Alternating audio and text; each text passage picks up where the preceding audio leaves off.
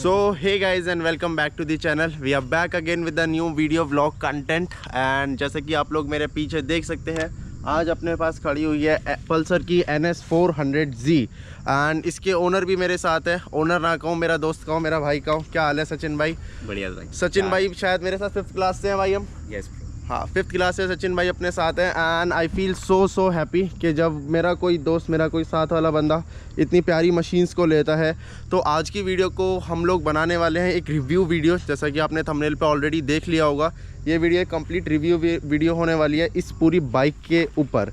400 CC का ये engine है। आपको बता दूं 40 Nm का टॉर्क है इसके अंदर, 38 PS की पावर जनरेट करता है ये।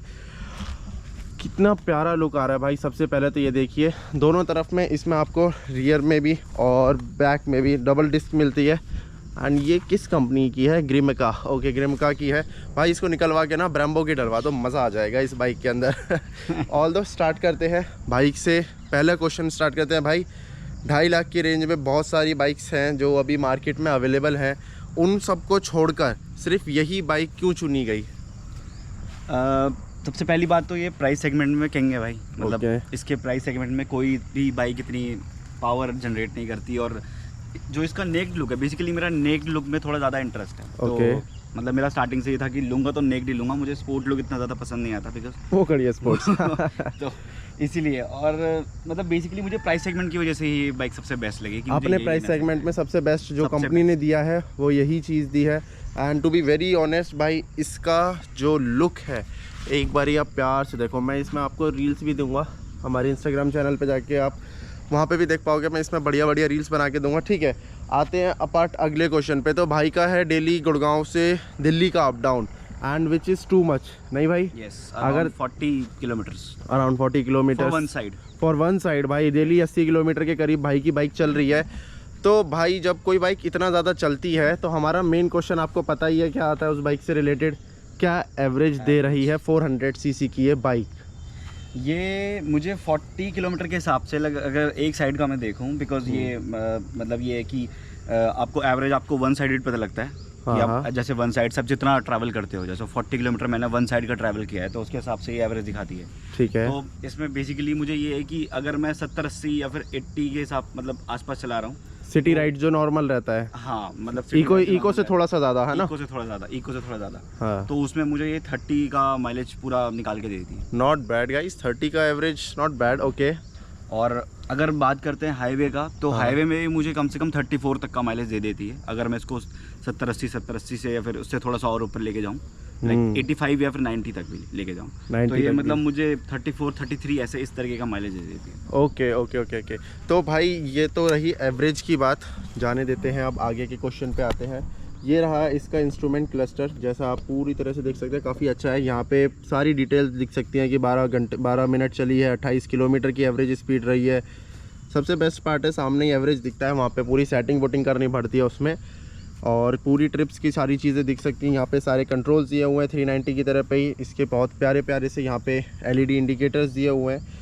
ओके, एक और मेन क्वेश्चन जो अब आता है मेरा आपको लेकर, आपसे।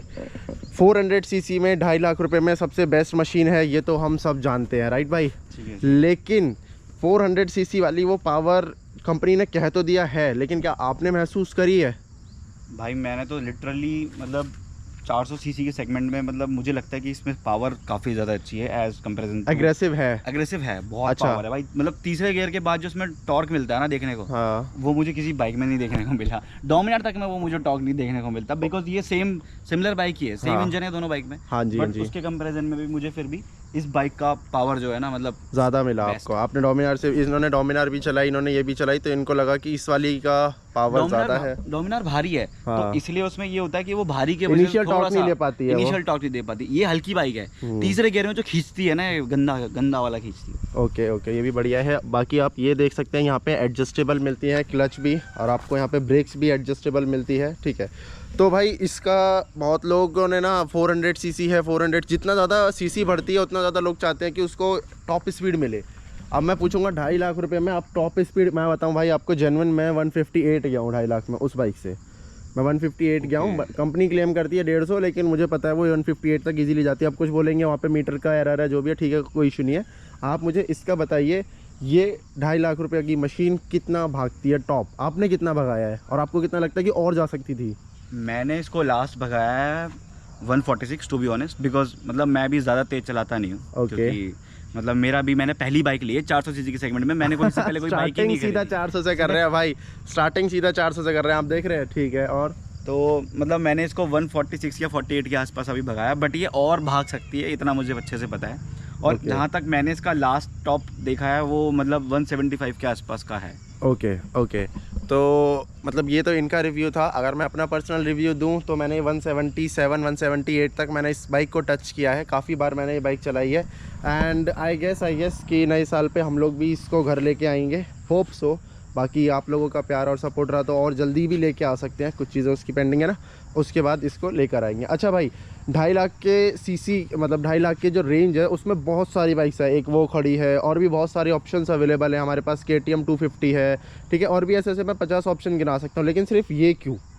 कोई ख़ास वजह कि अगर मैं मेरे पास 2.5 लाख रुपए है जैसे अभी है, तो अभी मैं अगर लेने जाऊँ तो मैं वापस से वो R15 या KTM या उन बाइकों की जगह जाके इनको क्यों लूँ? देखो, फर्स्ट ऑफ ऑल बजाज से तो प्यार है। फर्स्ट ऑफ ऑल बजाज की जो पावर होती है वो स्टार्टिंग से ही मतलब कहने को नहीं है सिर्फ। अब देखो, कहने को तो KTM भी इंजन एक तरीके से बनवाता है, मतलब अपना जो उसका इंजन है वो बनवाता ही बजाज से है। बट जो एक बात है ना, मतलब बजाज पावर देता है, मतलब पावर है भाई बजाज। डेफिनेटली मेल वाली बात है, सीधी सी कही जाए तो राइडिंग की जो शुरुआत की थी 220F से, वो बजाज ने ही की थी। एंड अब ये मार्केट में सेगमेंट किलर उतार दिया है उन्होंने अपने इस प्राइस रेंज के अंदर। सेगमेंट किलर तो नहीं है, बट हाँ प्राइस की बात करी जाए तो प्राइस के मामले में सेगमेंट किलर ज़रूर है। इस प्राइस रेंज पे इतनी ज़्यादा टॉप स्पीड और इतना बड़ा इंजन मुझे नहीं लगता कोई भी और बाइक देती है। अगर इवन इफ़ आप डोमिनार पे जाते हो तो उसके लिए आपको 4.5 तो नहीं, हाँ 4 के करीब में लाख रुपए खर्च करने पड़ेंगे। 390 पे जाते हो तो वो भी 4.25 लाख की पड़ेगी आपको ऑन रोड। लेकिन भाई ये बाइक सिर्फ 2.5 लाख में आपको सेम मज़े देने वाली है। और अब जबकि अगर मैं बोलूँ कि मैं देखकर 390 पे आया था, मतलब मैं कंपैरिजन कर आया था 3-4 बाइकों का। हाँ। जिसमें एक गुरिल्ला थी, बट मेरा बर्थडे उससे सिर्फ 2-3 दिन पहले था, 14 जुलाई। अच्छा। और वो 17 को लॉन्च हुई थी। अच्छा। और मुझे चाहिए थी मेरे बर्थडे वाले दिन बाइक, डिलीवरी उस दिन चाहिए थी। हाँ, बट मतलब ये था कि मैं 390 भी देख कर आया था, बट मुझे किसी में वो बात नहीं लगी। एज कंपेरिजन प्राइस सेगमेंट में भी ये किलर है यार, मतलब प्राइस में हाँ मेजरली ये है, वही है, इसलिए फिर मैंने यही प्रेफर करी कि भाई यही लेंगे। अच्छा, ये तो हमने अभी तक स्पेक्स की बात करी। अब भाई हम इसकी पॉजिटिव और प्रॉस और कॉन्स के ऊपर डायरेक्टली आते हैं बिना टाइम वेस्ट करे हुए। भाई 2.5 लाख रुपए में आपको लगता है कि किसी चीज़ में और बेटरमेंट की जा सकती थी जो कंपनी ने नहीं की है? आपको लगता है कि जैसे मैं अपनी की बता दूं, उसका पॉस्चर बहुत हाई और लो है, मेंटेनेंस थोड़ा सा ज़्यादा है, पार्ट्स थोड़े से महंगे हैं, ऐसी बहुत सारी चीज़ें। तो ऐसा आपको लगा अपनी बाइक में कुछ नेगेटिव पॉइंट्स जो आप मुझे बता सको या अपने व्यूअर्स को बता सको? मेरे को नेगेटिव पॉइंट सबसे बड़ा ये लगा कि जो उसका पेट्रोल का लीटर का टैंक है वो काफ़ी छोटा है। मतलब 11 या 12 लीटर का है? 12 लीटर का है। तो ओके, मतलब ऐसा लगता है कि इसमें बार बार पेट्रोल बहुत जल्दी भरवाना पड़ता है। ओके ओके, तो सबसे पहली प्रॉब्लम तो मुझे इसमें यही लगती है। बाकी मतलब देखा जाए तो टॉर्क वगैरह मतलब बाकी सारी चीज़ें ठीक है। बाकी जब हम स्पीड ब्रेकर्स में आते हैं तो हमारा ये ग्राउंड क्लियरेंस का ये लगता है। ग्राउंड क्लियरेंस का भी मैं आपको दिखाता हूँ एक बार। इसमें आई गेस 180 के अराउंड का ग्राउंड क्लियरेंस है। ग्राउंड क्लियरेंस इसमें काफ़ी ज़्यादा कम है गाइस, एक नेकेड, लेकिन ठीक है। बट अगर मेरे साथ प्लेन बैठा होता है पीछे तो मतलब ये है कि इसका स्पीड ब्रेकर में टच होना जरूरी है, मतलब तब होता ही होता है। और सेकंड थिंग, अगर आप सिंगल कोई बंदा इसको चला रहा है तो उसको शॉकर वगैरह कोई फील ही नहीं होता कि शॉकर है भी कि इसमें ही नहीं है। ओके, तो शॉकर्स का आपको थोड़ा सा यहाँ पे इशू है। और ये अंडर बैली जो है ना यार, ये अंडर बैली पूरी टूट जाएगी अगर ये ज़्यादा टाइम तक 2 बंदों को बिठा के चलाएंगे और 3-4 बारी अगर ये टकराई तो ये दोनों तरफ अंडर बैली दी हुई है इन्होंने, बड़ी प्यारी प्यारी सी छोटे से पीसीज अंडर बैली के, दोनों गिर जाएंगे। बाकी रेडिएटर देखो आप, इन्होंने काफ़ी अच्छा बनाया हुआ है, काफ़ी बड़ा बनाया हुआ है। हल्का सा यहाँ पे कर्व है, जैसा 390 के अंदर कर्व देखने के लिए मिलता है, हल्का सा यहाँ पे वैसा कर्व है। बाकी ऑल तो गाइस ये था अभी तक की कुछ चीज़ें जो मुझे लगा था आपको ज़रूरी है बताना। अब आते हैं इसके एडवांटेजेस के ऊपर। एडवांटेजेस का सबसे पहला क्वेश्चन मैं आपसे पूछना चाहूँगा भाई, इसका जो राइडिंग पोस्चर है वो हेल्प करता है, मतलब जो इसके एरोडायनामिक्स आप देखोगे सामने से जो ये बनाया हुआ ना, बहुत एरोडायनामिकली परफेक्ट बनाया हुआ है इस बाइक को। जैसे स्पोर्ट्स को बनाया जाता है वैसे ही नेकेड को उसके ऊपर भी R&D की जाती है, लेकिन इसका जो एरोडायनामिक है ना वो आपको डेली राइड में हेल्प करता है। कभी विंड ब्लास्ट ज़्यादा आ रहा हो तो ऐसा लग रहा है अरे यार बाइक आगे बढ़ ही नहीं रही है, रुक रही है कहीं पे, ऐसी चीज़ें कभी फील की हैं? या फिर एरोडायनामिक्स परफेक्ट है? क्योंकि मेरे को पता है उसका परफेक्ट है, वो विंड ब्लास्ट में भी भागेगी अच्छा खासा। मुझे इसका जानना है आपसे। मेरे को ऐसा कुछ फील तो नहीं हुआ वैसे अब तक। एरोडायनेमिक्स रोकते नहीं है आपको? रोकते नहीं है, बस आपको थोड़ा सा लीन होना पड़ेगा उसके लिए, मतलब एक तरीके से बॉडी पोस्चर को बनाना पड़ेगा उस हिसाब से कि वो हवा काटते हुए निकल जाए। अच्छा भाई ठीक है कोई इशू नहीं। तो अब भाई ये जो 6 गियर्स हैं, ठीक है 6 गियर्स तो कंपनी ने दे दिया, आप भी मेरी तरह ज़्यादातर बाइक को सिटी में ही चलाते हैं, तो कोई बहुत बड़ा एडवांटेज मिलता है इन 6 गियर्स का? या फिर मेन क्वेश्चन पे आता हूँ मैं, अगर मेरे को बजाज ख़रीदनी है, अगर मेरे को पल्सर ख़रीदनी है, मान लेते हैं इसके बाद अगर मैं शिफ्ट करूँगा इस पे, तो क्या एक बढ़िया बाइक रहेगी लेने के लिए या नहीं? ऑब्वियसली रहेगी भाई। सबसे बड़ी बात तो पावर टॉर्क जो इसमें मिल रहा है वो इस प्राइस सेगमेंट में नहीं है। ठीक तो है, मेरे को लगता है कि ये एज कंपेरिजन तो बाकी से तो बहुत बेटर है इस प्राइस सेगमेंट में काफ़ी बेटर रहेगी। अच्छा भाई, अगर मैं इस बाइक को, क्योंकि मैं थोड़ा सा लॉन्ग राइड्स का दीवाना हूँ, तो इस बाइक को अगर मैं पहाड़ों पे लेके चढ़ जाऊँ, सो इज़ इट कंफर्टेबल? आपके हिसाब से कैसा रहेगा? अगर मैं एक पिलियन को बिठाता हूँ तो वो कंफर्टेबल रहेगा या रहेगी जो भी है? इसके लिए जो बैक का जो पिलियन राइड है, बेसिकली ये थोड़ा सा ज़्यादा लाइक हेक्टिक हो जाता है पीछे बैठने वाले के लिए। इसको प्रॉब्लम करता है कि मतलब बेसिकली एक तो इसमें पावर है, ठीक है, पावर की वजह से थोड़ा ये है कि गाड़ी खींचती है, और ऊपर से फिर जब ब्रेकर्स वगैरह पे जब खराब रोड पे जब चलती है तो इसमें पिलियन राइडर्स को बहुत प्रॉब्लम होने वाली है मेरे हिसाब से। मतलब जो मेरे पिलियन का जो उसमें एक्सपीरियंस रहा है। तो आपके हिसाब से कितना किलोमीटर तक ये ओके रहेगी?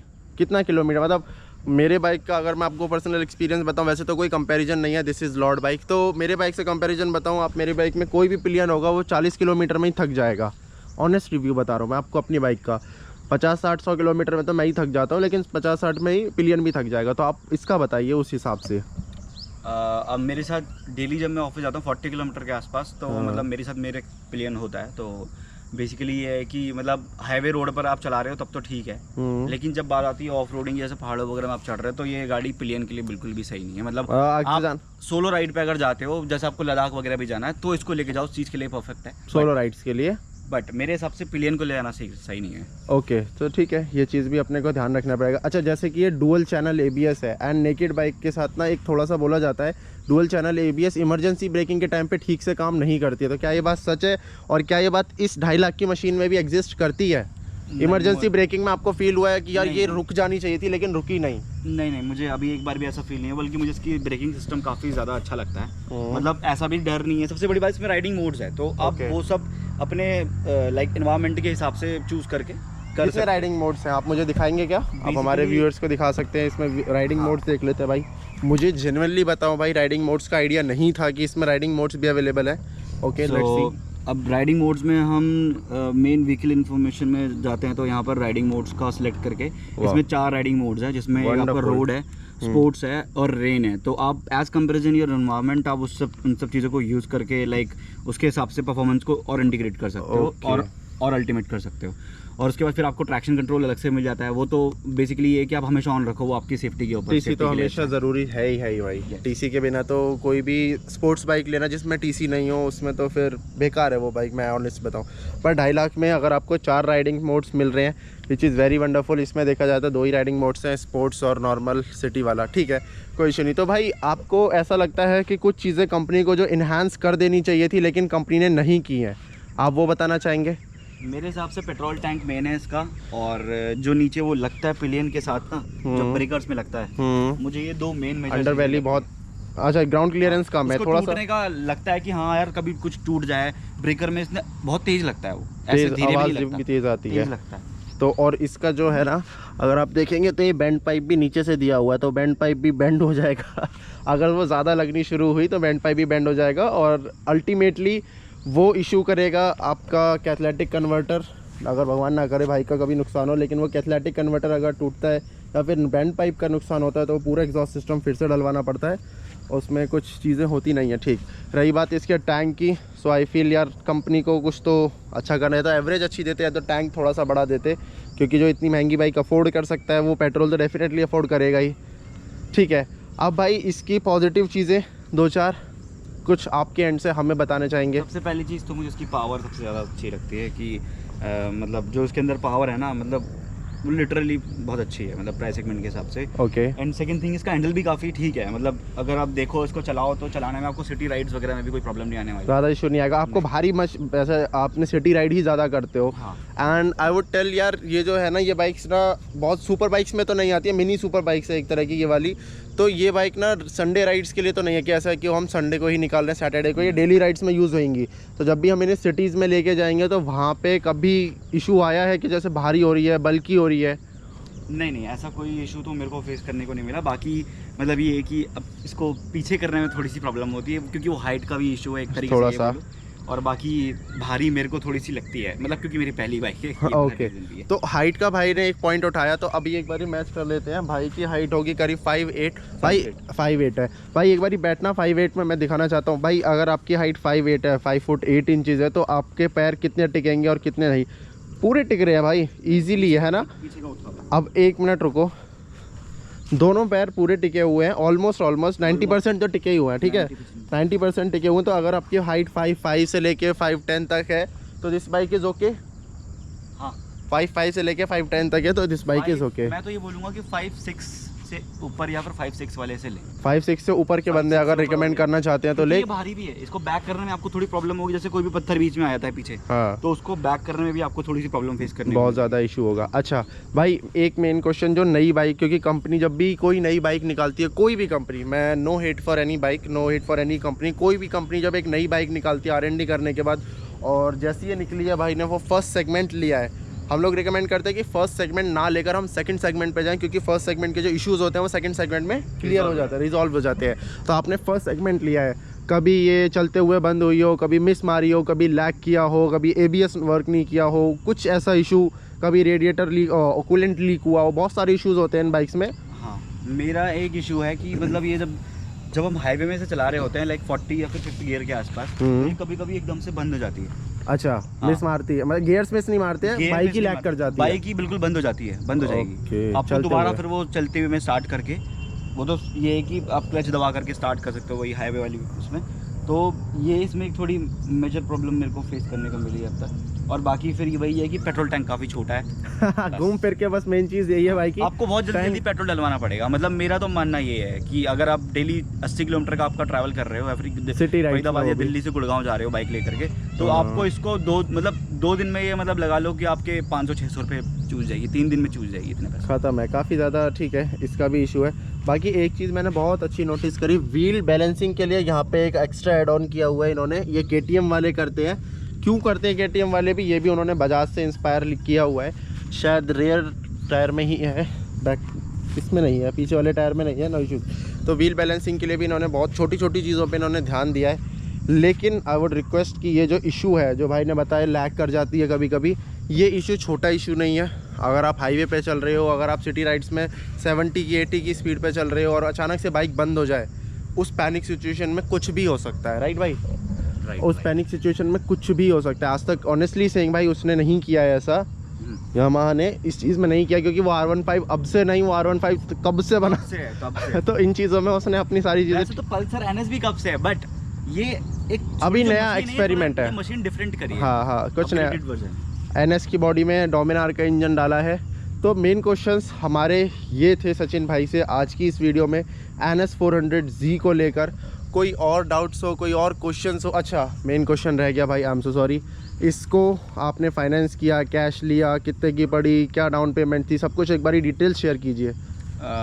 ये वैसे ऑन रोड 231 की है फरीदाबाद में, 2,31,000 की, और मैंने इसको फाइनेंस करवाया था। तो मतलब मैंने मिनिमम डाउन पेमेंट इसका दिया था 66,000। ओके। तो एंड टेन्योर कितना रहा वो पूरा? टेन्योर मेरा 3 इयर्स का है। 3 इयर्स का 3 इयर्स में मेरे को 5,900 के आसपास की मेरी जो EMI है, 5,000 6,000 की पकड़ लेते हैं। 6,000 मान लेते हैं। Okay. And maintenance, main question और आता है लोगों का, मेंटेनेंस है, हाई कॉस्टिंग है, लो कॉस्टिंग है, मिनिमम है, कैसा है? मेंटेनेंस में ये बहुत जल्दी गंदी हो जाती है। आप जैसे बारिश वगैरह पे लेके निकलोगे तो बहुत इजीली गंदी भी हो जाती है। मतलब फिर आपको देखने में अच्छा भी नहीं लगेगा, क्योंकि जब नीचे का पूरा वो पार्ट गंदा हो जाता है ना, तो इंसान का मिट्टी हो जाता है जब वो, तो अच्छा नहीं लगता। बाकी मुझे वही इसमें थोड़ा सा लगता है कि गंदी बहुत जल्दी हो जाती है, क्योंकि इनका जो मडगार्ड है वो एक तरीके से पूरा कवर नहीं करता है व्हील को। वो थोड़ा सा जिससे- कट है, वो हाँ। डिजाइन के चक्कर डिजाइन के चक्कर में उन लोगों ने बिल्कुल ऐसे कर दिया कि पूरा कीचड़ लग जाता है यहाँ से जब बाइक चलती है। और ये पूरी जो अंडर पैली है यहाँ से आप देख सकते हैं ये पूरा गंदा हो जाता होगा। ठीक है, ये चीज़ों पे भी काम करना चाहिए था, लेकिन भाई देखा जाए तो ऑलमोस्ट वो चीज़ सब बाइक्स में ही है। सब बाइक आपका देखिए जाए ना, ये जो मडगार्ड है ये तो काफ़ी बड़ा है, इसको देखो ये टिड्डा सा दिया है। ठीक है, no issues, no worries, this is not a comparison video. तो ये चीज़ें हैं भाई। अभी तक 6000 की भाई ने बाइक ली है। सर्विस कॉस्ट कितनी पड़ रही है एक बारी वो भी बता दीजिए। सर्विस पहली कॉस्ट पड़ी है मेरे को इसकी 2100 के आसपास की। 2100 की फर्स्ट सर्विस पड़ी है। सर्विस, जबकि उसमें सर्विस कॉस्ट वो लगाते नहीं है, वो फ्री ही होती है। नहीं But अगर आप सर्विस कॉस्ट लगा करके करो तो 2600 लेबर कॉस्ट, जॉब कार्ड की वजह से जो लेबर कॉस्ट होता है ना वो कट डाउन कर देते हैं, बोलते हैं फ्री सर्विस है। फ्री सर्विस फर्स्ट सिर्फ गाड़ियों में मिलती है, बाइक्स में नहीं मिलती है। For all the bike lovers और for all the car enthusiasts as well. तो ये चीज़ें थी हमारे एंड से जो मुझे लगता था आपको जाननी ज़रूरी है before buying this Pulsar NS 400Z। ठीक है गाइस, स्टे स्ट्रॉन्ग एंड फिर से मिलते हैं। Take care, bye bye. Thank you so much Sachin भाई for coming for this video. हम पर्टिकुलरली राइड छोड़कर आज इसी वीडियो के लिए आए हैं।